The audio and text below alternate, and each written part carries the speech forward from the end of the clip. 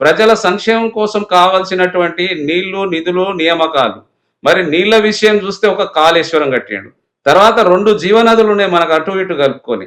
మరి 2 జీవనదులలో 1,00,000 నుంచి 2,00,000 కోట్ల రూపాయలొస్తే 2 ఏరియాలలో పూర్తి అయితుండే.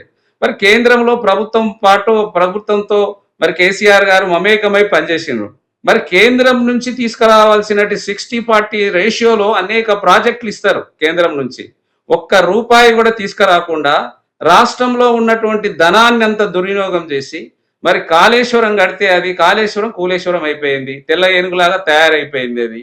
మనకు ఉన్నటువంటి కృష్ణా రివర్ మీద కట్టుకోవాల్సినటువంటి జూరాలలో కట్టుకోవాల్సింది తీసుకొచ్చేసేసి ఎస్ఎల్బిసి స్టార్ట్ చేసి మరి ఉన్నటువంటి శ్రీశైలంలో చేసి దాని డబ్బులన్నీ వృధా చేసి అక్కడ ఉన్నటువంటి నీళ్లు చూడండి కనీసం మనకు ఒక 140 టీఎంసీలు వస్తున్నాయి మనకి ఇక్కడ ఉన్నటువంటి నల్గొండ నుంచి. అందులో మళ్ళా దాదాపుగా ఒక 30 టీఎంసీలు మళ్ళీ అక్కడ నుంచి అక్కడ నుంచి తీసుకొని వెళ్ళిపోతున్నారు.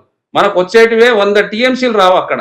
పూర్తిగా కృష్ణా నదిని అంతా ఆంధ్ర ప్రాంతానికి చెందినటువంటి వాళ్ళే వాడుకుంటున్నారు. అదేవిధంగా మనకు ఉన్నటువంటి ఎత్తిపోతల పథకం ద్వారా గోదావరి నీళ్లు తెచ్చుకోవాల్సిన అవసరం ఉండే అక్కడ.